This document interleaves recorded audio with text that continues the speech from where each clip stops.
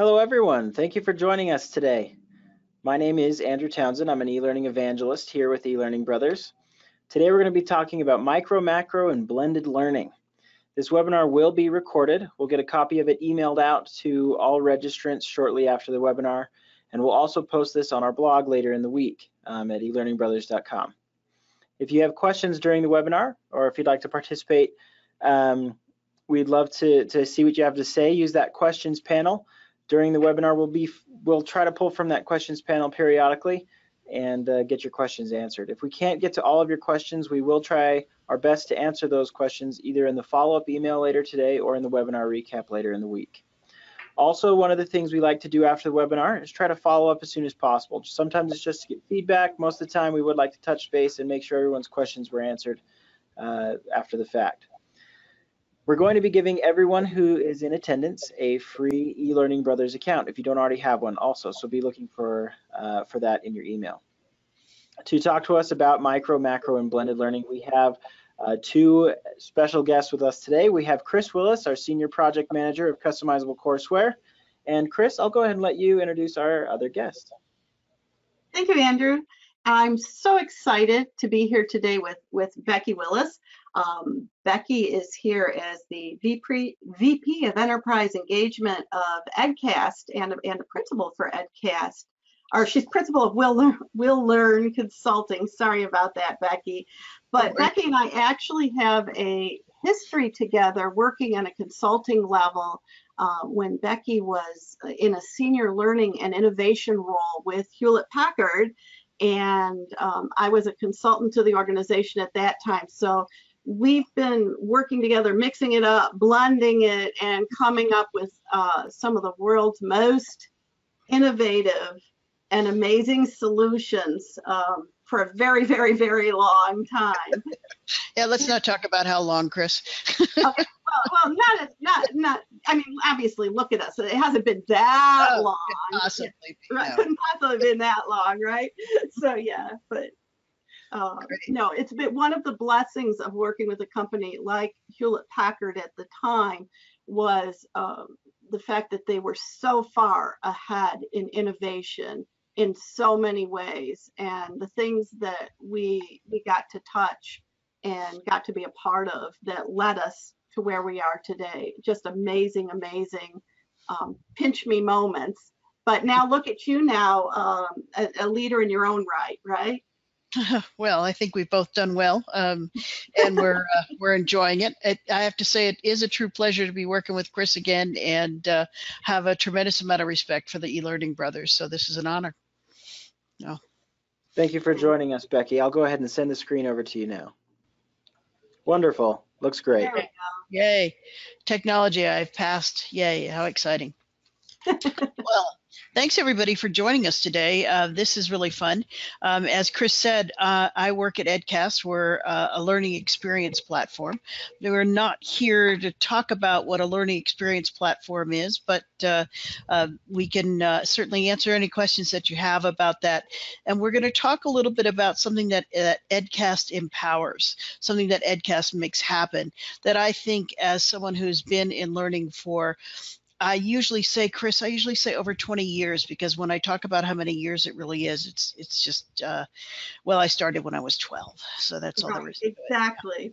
Yeah, but I've been in learning a long time, and I find this to be such an exciting time to be involved in the learning industry because of all the changes that are going on, and as you can see from this, mobile technology is certainly one of them.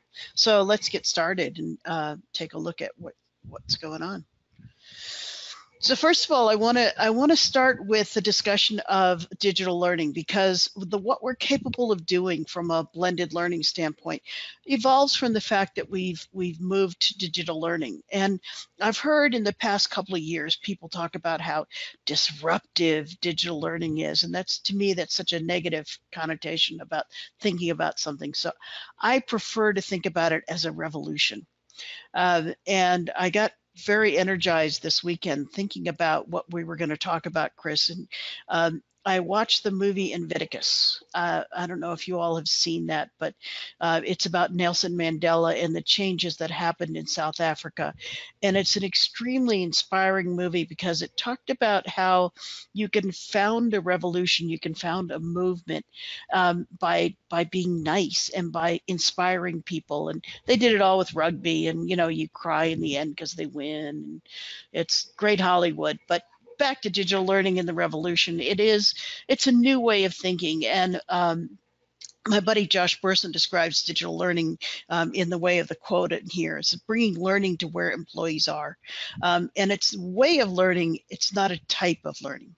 So in that vein, moving forward in there, let's talk a little bit about how our learners consume content in the digital learning space. So this is a following on from a quote from Rob Lauber, who's the CLO of McDonald's. And he's a great thought leader, I think, in our industry, and somebody that we at EdCast enjoy talking to.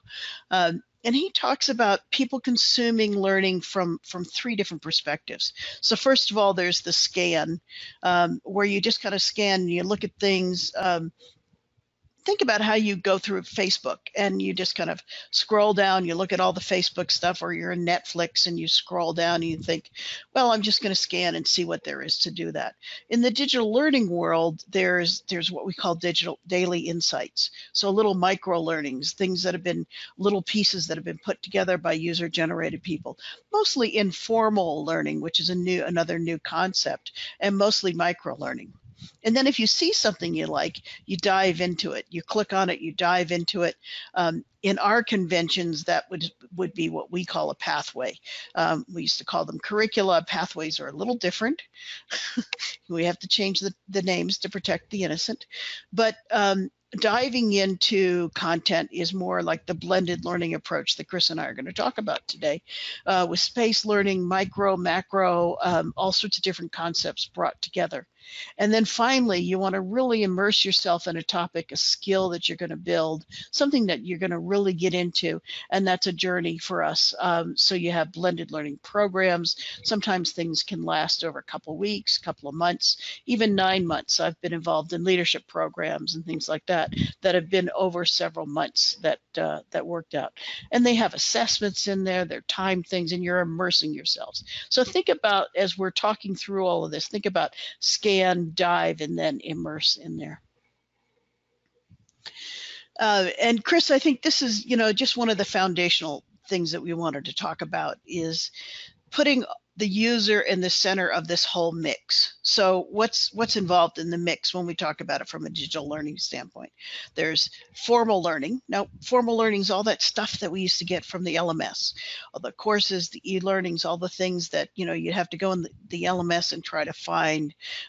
It would, from an L&D perspective, we'd have to create courses, we'd have to spend money, we'd have to do a lot of that stuff, and we were limited by time and budget in terms of what we could create. Informal learning is sometimes macro learning. It's stuff that we've all done throughout our lives, but we've never gotten credit for it. So I like getting credit for things. I like my manager knowing that I'm doing my homework. I like knowing that I'm keeping up with what's going on in the industry for me. And when I do my informal learning, I go to websites that have blogs on learning. I go to websites. I go to Josh Burson's site. I go to a lot of the other people in journals, and I read articles. I take quizzes. I do all sorts of things, and that's informal learning needs to be incorporated into what we're doing as well. And then there is the user experience, the experiential piece that we have. We can mix that in. We can blend in experiential exercises, labs. Chris, help me. I'm at a loss for words. Anything hands-on, learning labs, even there are coaching experiences, there are conference attendances, there are many different forms of experiential type learning that we all participate in, right, during our career growth, right? Right, right. And now we also have the social aspect. So it's Exactly. interesting that we can add in, we used to call it relationship based, but I think in today's world, with the tools that we have, it is more social based, where we have subject matter experts that contribute, and influencers and leaders and people like that. We can talk to each other. And the other two pieces that are involved in this, 30,000 foot high level idea of the mix is internal content as well as external content. So stuff that you put on SharePoint, stuff that was in an LMS, stuff that you would have from any knowledge base, things like that, as well as all the external, the plethora of content that exists externally. And it should all be available anytime, anywhere. So I don't know about you, but when I see this picture, Chris, I see the guy has his nice badge on, and he's looking all dapper and everything with a big smile on his face, but he's got all this stuff pointing at him. My reaction when I have all this stuff pointing at me is I'm overwhelmed. So what do we need to do? We're going to keep the guy in the center, keep the learner in the center, but we need to not let him be overwhelmed. So this is where I think digital blended learning really comes in. And I have to acknowledge, by the way, the two pictures in the middle are by an Italian photographer, and I'm a photographer, so I get excited about all this kind of stuff, by the name of Alberto Silvesto. And these are ink that has been injected into water, just colored inks. It's fascinating use of blended technology. So the art of combining different modalities, different authors, different ideas into a solution that engages, that's part of it. We're going to learn about the art. And then we're also going to learn about the science. For Alberto to actually get these shots, there was a lot of science involved in this from a photography standpoint, but the science of driving a compelling flow that really enhances learning and retention, because we haven't always been able to do a great job with retention. So let's focus on the art, and the art of mixology. I seriously thought about putting a picture up here of a martini glass, and I thought, no, Becky, that's just not appropriate. We can't be having a martini glass here, but I had to just bring it up. But mixing and blending from an art standpoint. Chris, you and I talked a little bit about modality when we were setting up to do this.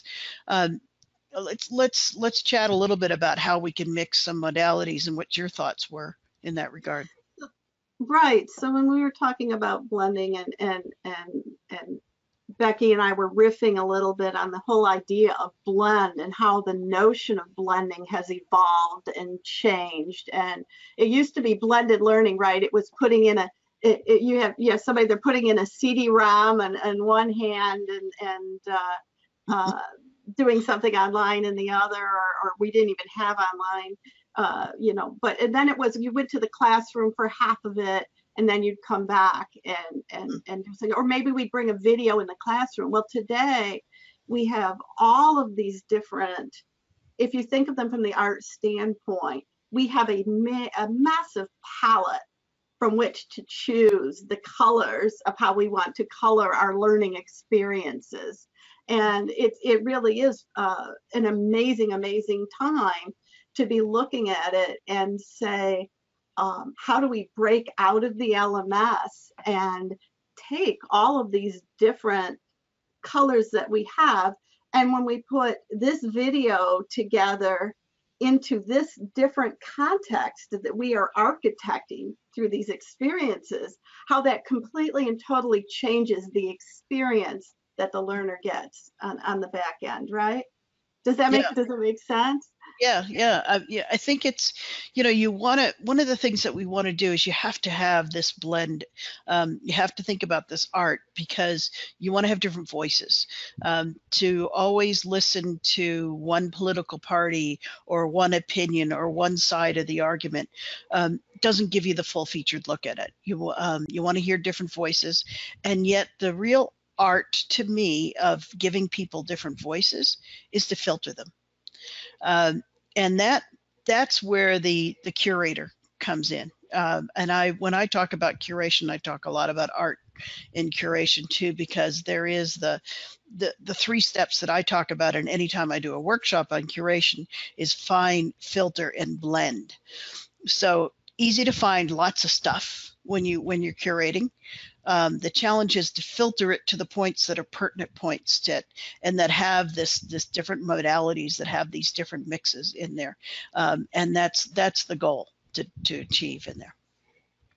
So let's talk a little bit about the science of. It's really the science of engagement that I think about with the blend, because what you're doing and what you're trying to achieve by blending the content is to engage people. When I was getting prepared to do this webcast, I did a couple of Google searches on some different words, and it is interesting when you Google engagement. And it talks about, how important it is to engage employees. This is something we all need to do. We need to engage employees. It's very important to engage employees. And this is a goal we've had for, gosh, I don't know, Chris, as long as we've been in learning and development. As long as we've been pulling, back even in the classroom, there's engagement in the classroom, right? And getting away from the sage on the stage.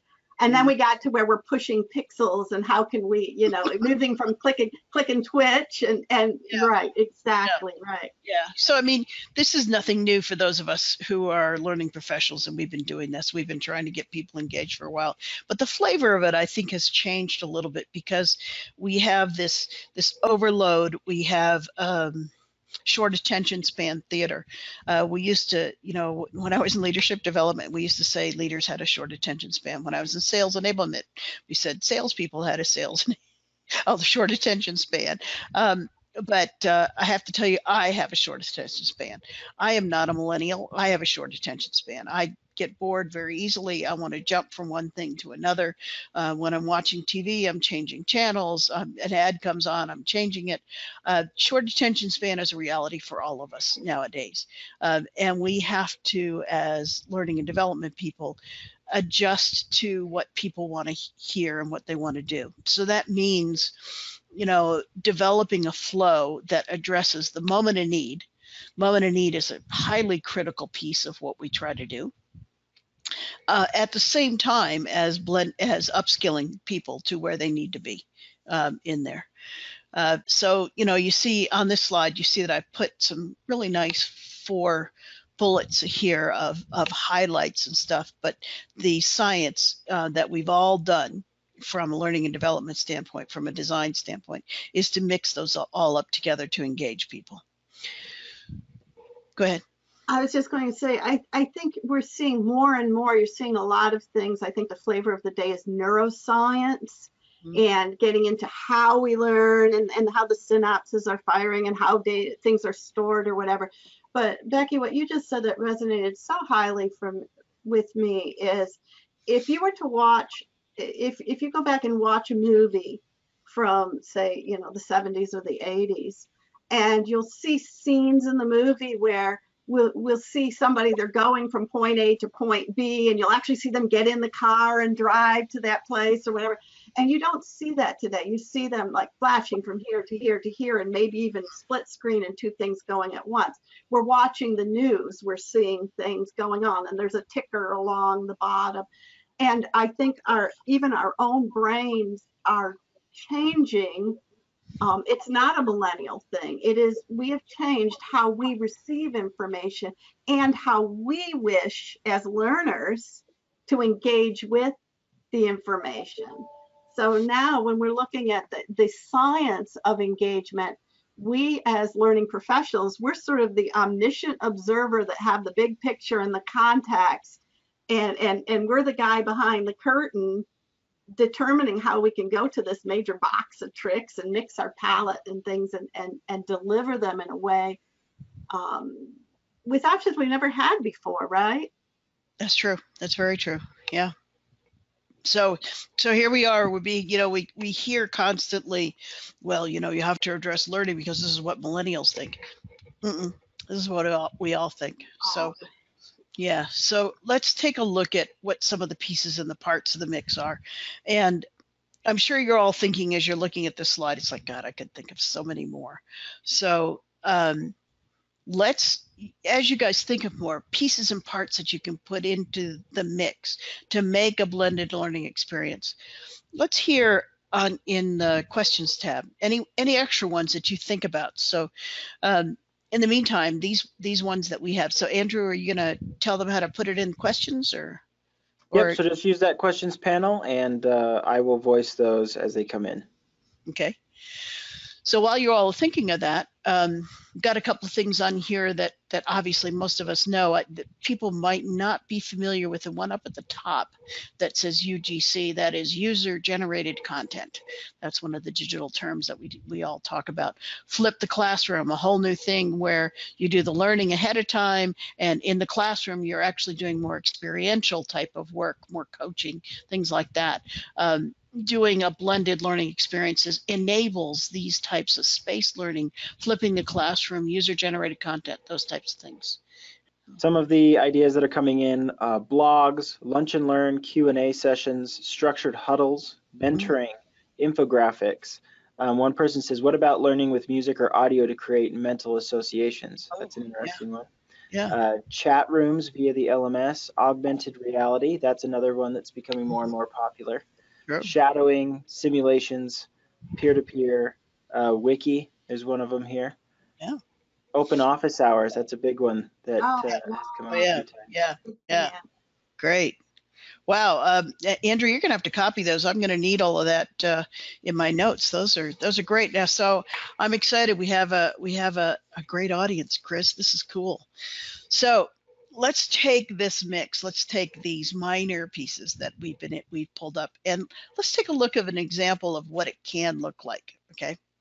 So this is a generic example of an idea, sort of flip the classroom type of idea, but on how a blended learning experience might flow for a particular class. So notice down at the bottom here, it says from, in the red box, it says LMS, LXP. LXP, for those of you who don't know, is a learning experience platform. That's what EdCast is. And we sit on top of a learning management system.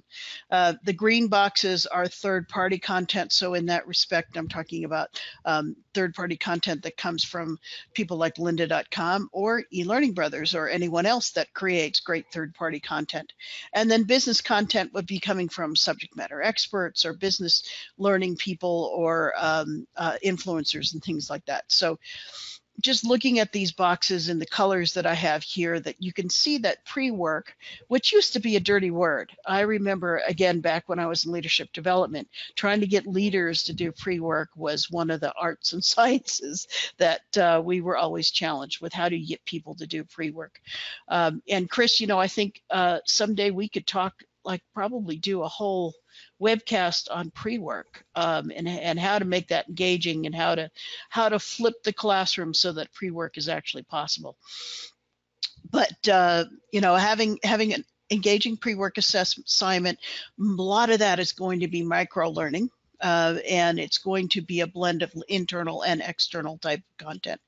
And then as you see in the red, you see coming from the LMS, typically, you'd have either a virtual instructor-led training or instructor-led training. So you could do a face-to-face class, a virtual class, some other thing. And this is blending the micro pieces with the macro. Some of our customers and some of the people that I've worked with like to put an assessment in the midst of that. You're going to see a slide at the very end where remind me, Chris, to talk about assessment when we do our little Disney slide at the end. But assessments do help to frame the questions and to frame the issues. Becky, a question has popped up. Someone wants to know if well, here's their question. Amy Edmondson, Anita Woolley, and Tom Malone focus on team learning. How does teaming fit into this discussion? I'm going to think about that as sort of a cohort-based learning. it definitely does fit into this discussion, absolutely. So if you have a cohort going through, especially if they're going through this virtual instructor-led piece together. So let's say that you have a cohort of new managers. And those new managers have all joined the company together, or they've all gotten promoted together, and they're going to go through and do this pre-work. The one box that you're going to add into this flow is going to be that social component. So that one of the values of a cohort, especially if you're lucky enough to be able to have them in this virtual or instructor-led type macro component, is for them to have that social piece in there where they can learn together, they can do some experiential pieces, they can do labs and things like that together. Chris, what do you think? I love the whole cohort. It's a huge thing. I think of another great cohort experience that everyone will relate to is onboarding. And very large organizations are always onboarding and putting cohort groups through in waves. And one of the opportunities that you have is to take folks from different places in the organization, but put them through experiences, send them off to do their work on their own, not just their pre-work, but also do assignments. But then whenever you bring them back together in any form of instructor coached or led environment, then they can synthesize everything that they learn and bring together those experiences that they had. And that's part of the whole flipped approach and why I love it so much. Yeah, this is a fabulous model. Yeah, great. Thanks for that answer. Yeah, and I think the other places where you could use that is in a business challenge type environment, where you have maybe a larger cohort working together on a program that's like a 9-month program or something, and towards the end of it, they have a 2-month assignment where they break into teams, small teams, and do a business challenge that actually solves a business problem that's a real business problem for the company, but it enables them to get coached and to have all sorts of different spaced learning where they can apply what's been learned here in the previous pieces, and they can apply it in a spaced learning reinforcement, exactly, team build up thing. And then the other piece of this that I have here at the end is where it says badge. And this concept of badging, micro certifications, maybe not even building up to a certification. So go back to the scan, dive, immerse. So immerse would be a certification, whereas dive would be a badge or something. IBM has done some really fascinating work in this area of badging and micro certifications. And a lot of people are looking at, we have one customer in India who's looking at these types of certifications as an upskilling within the IT arena, where certifications is a really important deal. But having the ability to do badging and having the ability to recognize and do micro certifications is an important piece, I think, of blending and rewarding learning in there. Okay, so let's move to some more concrete examples. So I have 2 examples here of what we call a pathway. So again, the pathway is a collection of anywhere from 3 to, I think, a dozen would be about the most. Pathway is a collection of different pieces that you blend together. So this is an interesting blend that we've put together, looking at the art of curation as a course. So this is a pathway on the art of curation. And it starts out with a video by the leader. So in the case of this particular course that we did, it was a CLO that actually created the video of, why do you want to learn to curate? What does curate mean? Just inspiring people, a little 1.5-minute video done on their cell phone. So it doesn't take any big production, doesn't take thousands of dollars to produce, but a very simple leader video. Short article that we found in CLO magazine that was quite interesting. And in this particular example, I'm using LinkedIn Learning or Lynda course, but I'd be willing to bet that eLearning Brothers would have something, Chris, within your portfolio that you could pop into there on some courses that you have as well. And then a short video from Learning Solutions magazine, a forum, again, adding that social component, that relationship based, and then reinforcements, which take the place. Reinforcements are put in over time, and reinforcements are reminders of, back in the days when we were doing just a 2-day face-to-face fire hose. Oh my goodness.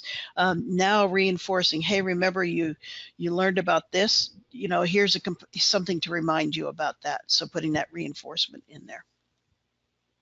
So this is adding formal and informal, internal, external, mostly external in some of these cases, but internal and external. It's a blend of a fairly simple concept. This next one is a little bit more challenging. And I specifically call out in this slide that this is a linear pathway. So one of the things that I have found as I'm working with all of our customers to transition to digital learning is that there's some concepts we have a really hard time letting go of. Remember, letting go. You'll see that later. And one of the concepts that we all think about when we're building a skill is to do it in a very linear way. Take step 1, then take step 2, then take step 3. I don't know about you, Chris, but I'm not a step 1, 2, 3, 4 person.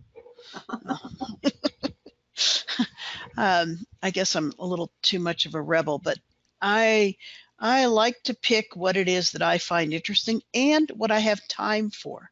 I want someone to tell me that this article is going to take me 2 minutes to read. This video is going to be 1.5 minutes. This course is going to take me 40 minutes to take. Things like that. I want to know what the time sink is that I have, and I can pick it from there.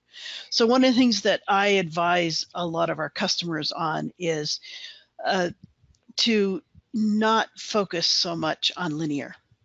To present that, you can present it as a linear thing, and we let you do it step 1, 2, 3, 4. But I reinforce not to make people do it step 1, 2, 3, 4. So in this particular case, the skill that I'm trying to build is difficult conversations, and I've built this particular pathway.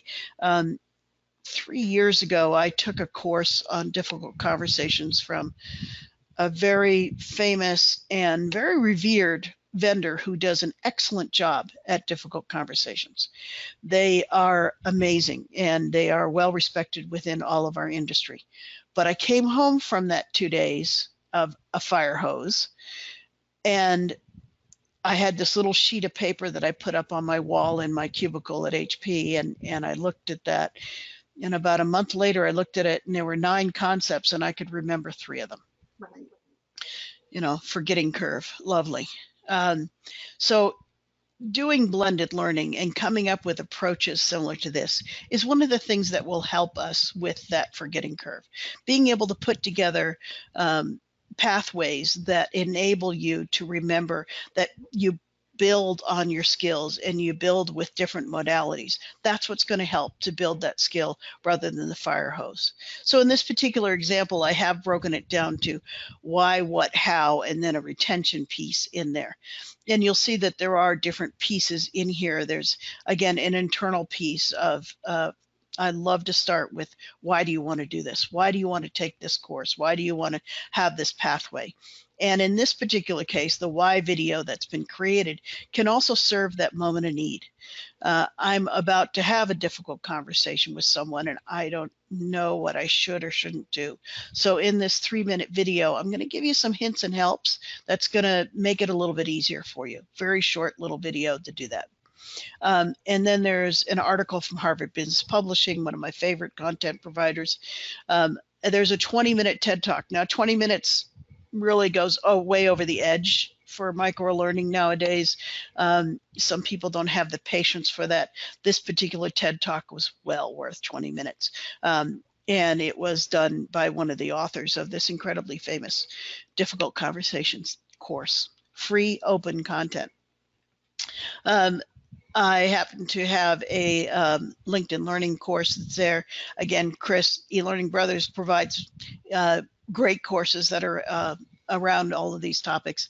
And then the little video that I like to have here is sort of an experiential piece, but someone telling a story. Nothing's going to make me learn more than someone telling a story. So this is a leader who's been very successful, talking about his first difficult conversation, the way he approached it, and the way he approaches it now, and how he has learned to do it.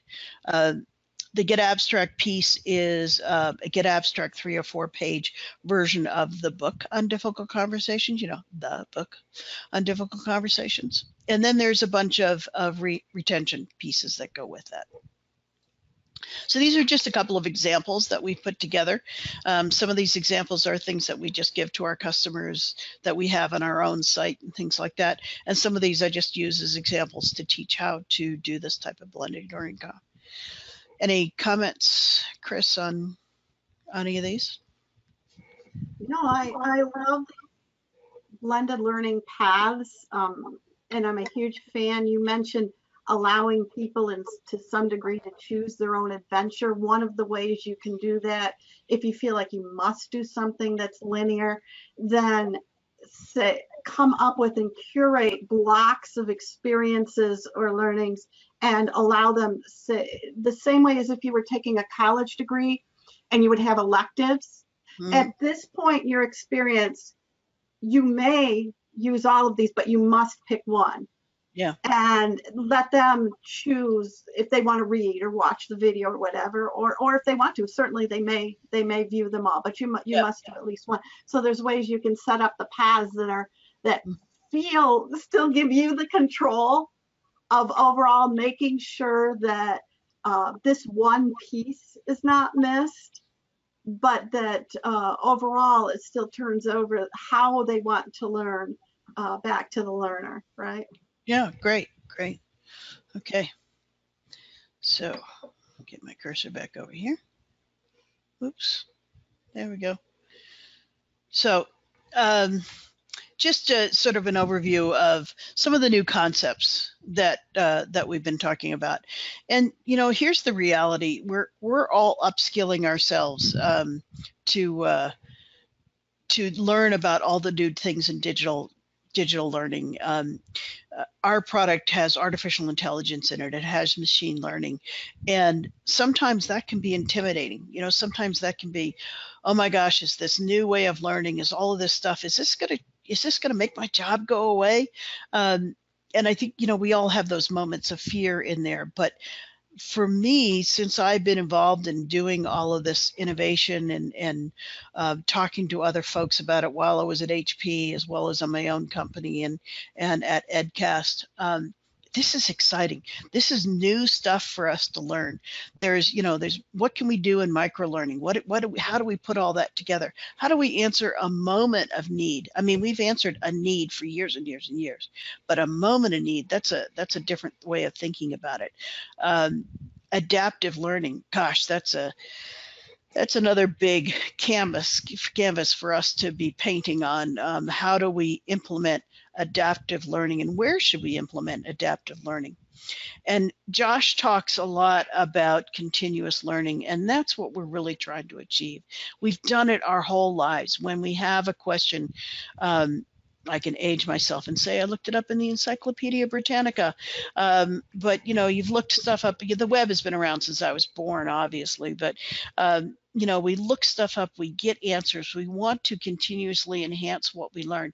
So now how can we drive that continuous learning? And I think blended learning gives us the tools that go way past what we've been able to do with an LMS and bring in the formal stuff, bring in the informal stuff, bring in the internal, bring in the external, have social components, all of that stuff, and now learn how we can blend it in that anytime, anywhere, mobile learning, and answer all of those questions environment.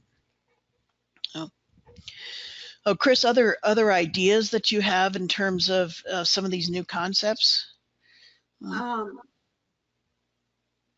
I'm looking ahead and I'm reading what you have here, and I'm thinking ahead to something that we're looking at eLearning Brothers too, is the whole way XAPI is going to change the way we're going to be able to track these experiences and build off of them as well.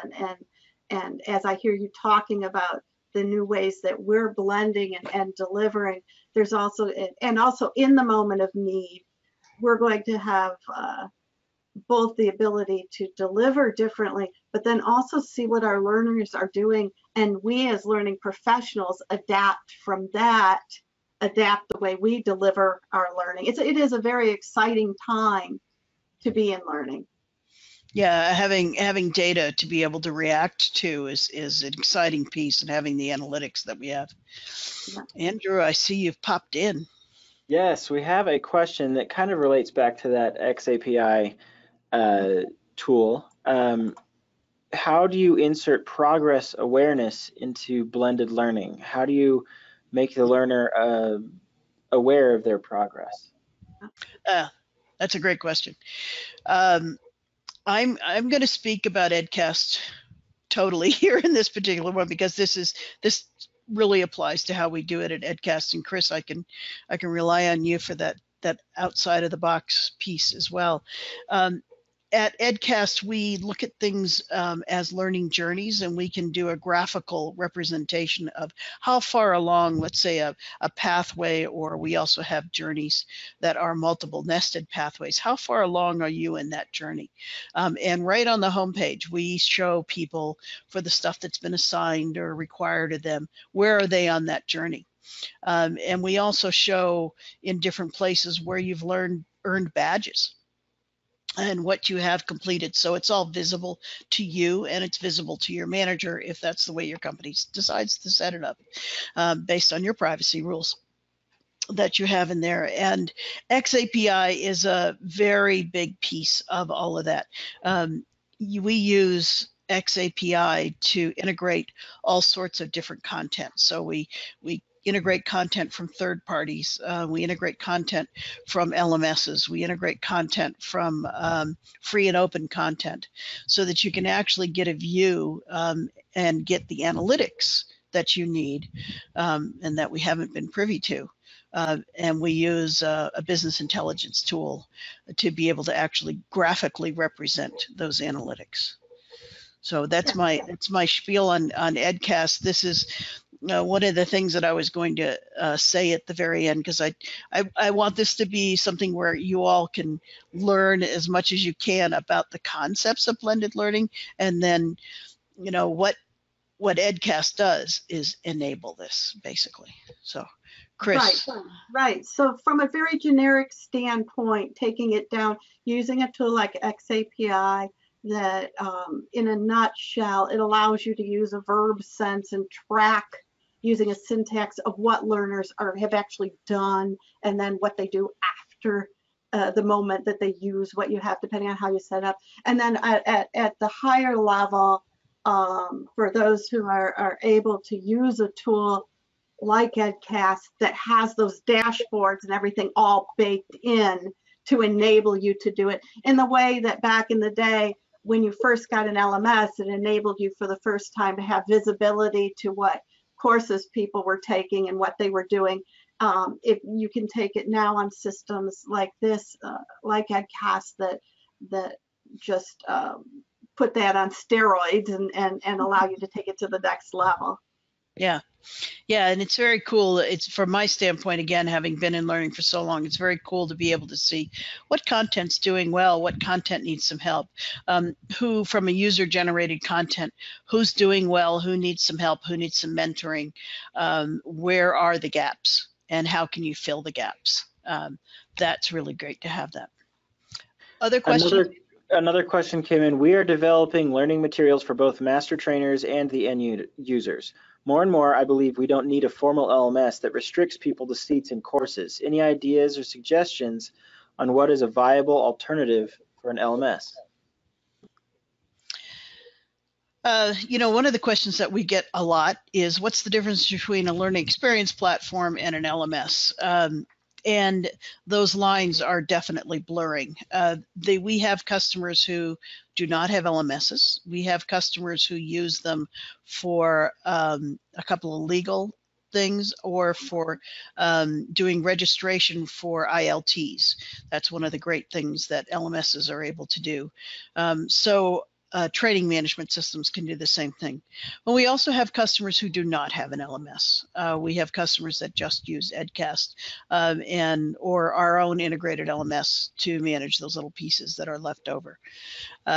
I think that, to me, based on my experience and what I've seen, it's really important to have a user experience that people are going to relate to. That's what it counts on. Today we have Netflix, we have Amazon, we have iTunes, we have Hulu, we have all of those tools in our consumer life, and we expect that our learning life, our corporate life, is going to match that. And if we do match that, then we're going to be more engaged. And if we have content that is filtered and blended and delivered in an appropriate way, then we're going to use that. So that user experience is critical. And a learning experience platform is going to give you that type of learning experience.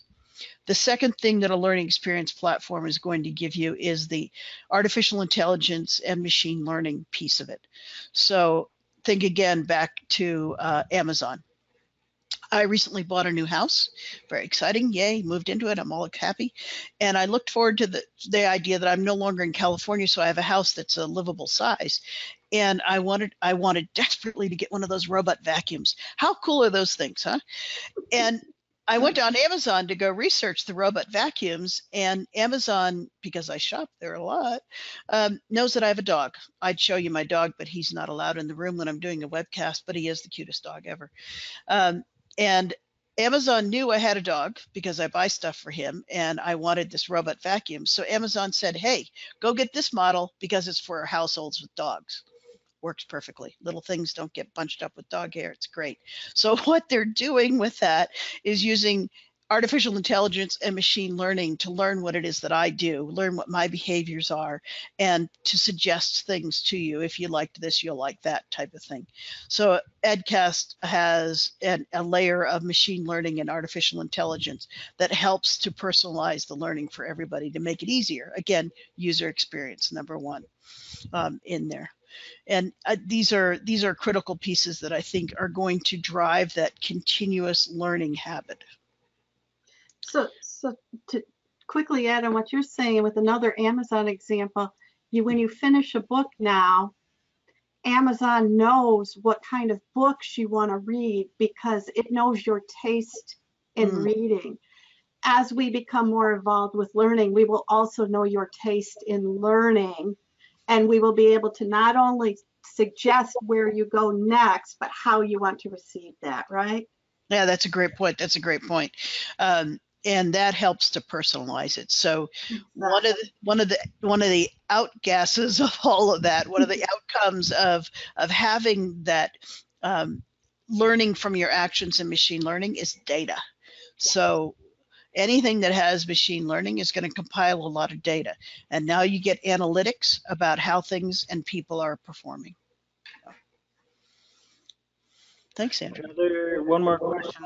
We'll just take one more. It says, how do you get around old school manager thinking to just see training as a checklist? Where is the best data to prove otherwise? Boy, these are great questions. Good audience. Yeah, I like you guys. Can you come to all my things that we do? I think we're, for me, and Chris, you can correct me, please. I think the thing that really drives it all home is that word engagement again. One of the statistics that we compile and one that we really look to is what we call an engagement matrix. So how many people are on the system, what are they doing, and how are they doing it? And we have a whole algorithm that figures all of that out. And when you look at engagement and what people are doing, and then you can look at business impact. We all talk a lot about business impact. You find that there is a business impact to it. So I'd have to talk specifically about individual courses and impact to drive that home. But one of our customers just told me this week 2 stories about how they're seeing a difference. They've had a third-party integration for a couple of years to one of the really big third-party integrators that has content. And now they're integrating that content into pathways that are personalized and put to the salespeople or the leaders or whomever in pathways that make sense, in blended pathways.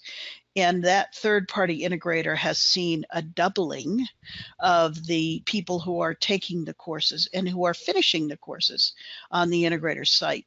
That shows that people are learning and engaging in there.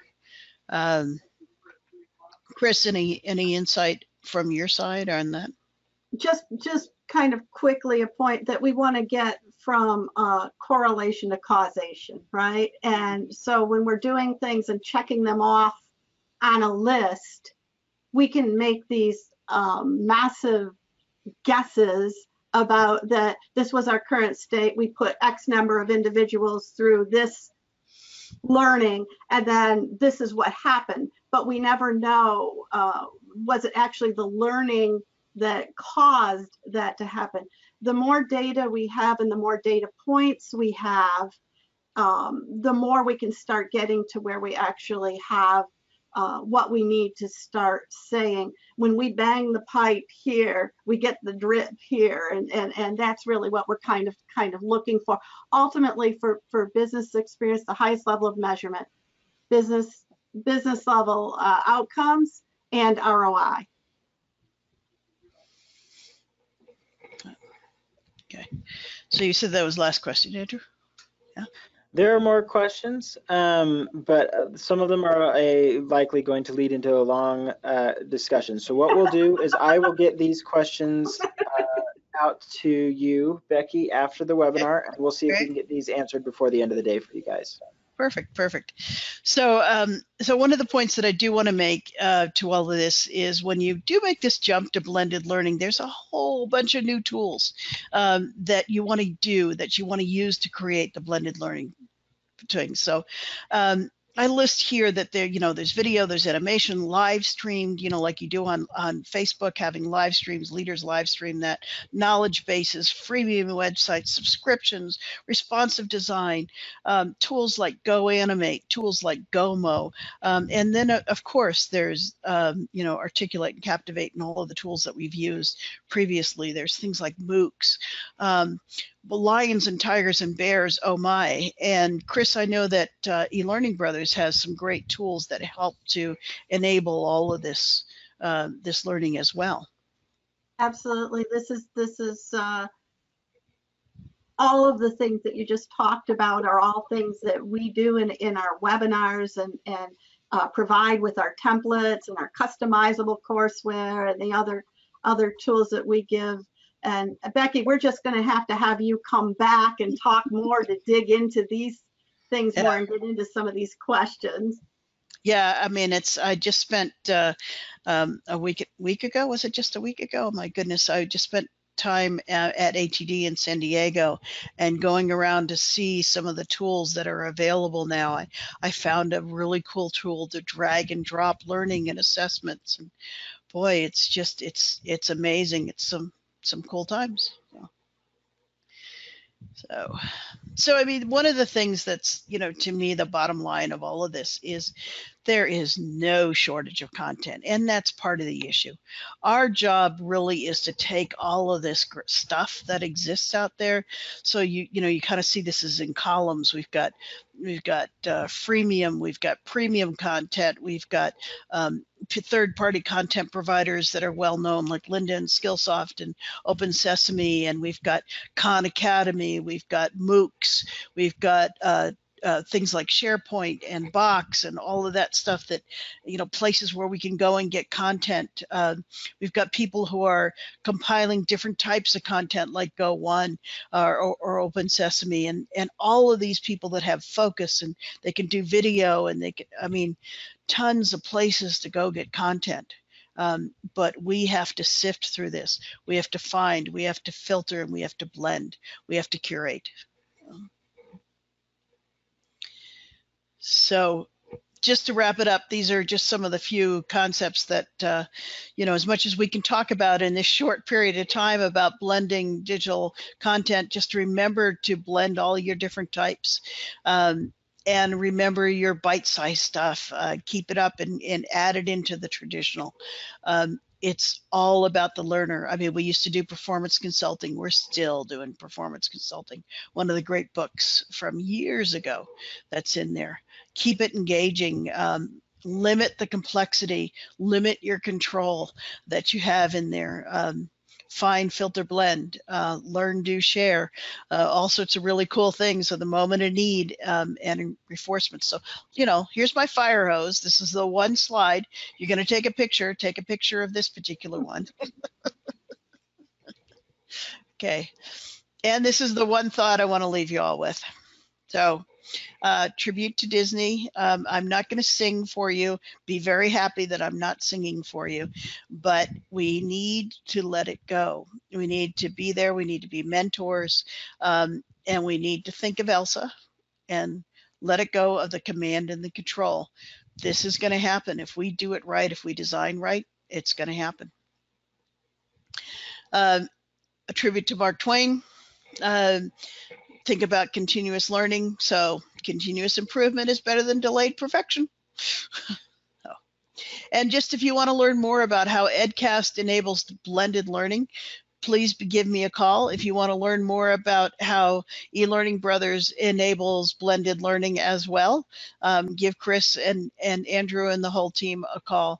And Andrew, I think we might have time for a couple more questions.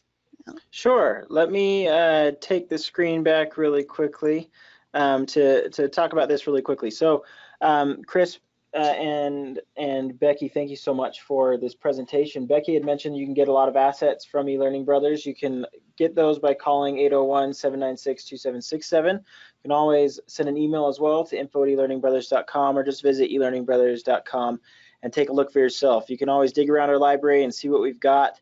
And if there's stuff in there that you may be interested in, we even have customizable courseware, full courses that have been designed to make sure you don't pull your hair out when you try to design them yourself. So they're all set. Also, we're going to have a lot of excellent speakers at ELBX this year. It's only a few days away, a few weeks away now. June 11th in Salt Lake City. If you want to learn more about ELBX, you can learn more at elearningbrothers.com. We have time for one more question, and picking my favorite is going to be the hardest part. Let's see here.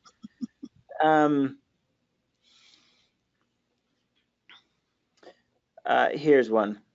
It seems that blended digital learning might not rely upon rapid authoring tools as much.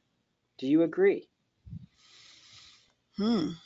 So when you're talking rapid authoring tools, I'm thinking of things like GoMo or GoAnimate or things like that. I think those are the tools that make it easy and make it fast. So when I was at HP, I worked on a little video that was only 3 minutes long. I had to engage a third party to do this 4 years ago. I think it was 4 years ago. And it was $12,000. I could do that little video now in about an hour using some of the rapid development tools. So I think micro-learning and everything still does rely on rapid tools. But Chris, you're better at all that stuff than I. I'm thinking that they may be talking about a tool like Articulate for creating rapid traditional learning modules. And I would say don't throw those away because it's part of your blend. It's part of your palette. And especially using things like the templates that we have at eLearning Brothers that give you a big head start, or taking your customizable courseware and pulling a module out and then putting it custom for your organization. Those are all part of your mix. So we don't want to throw out the baby with the bathwater. We just have a bigger bathtub. Yeah. And I think using tools like what you guys have is the way to make it a little more palatable, if you will. Yeah, absolutely. Yeah. Excellent. Thank you so much for your time, Becky, and thank you, Chris, for joining us as well.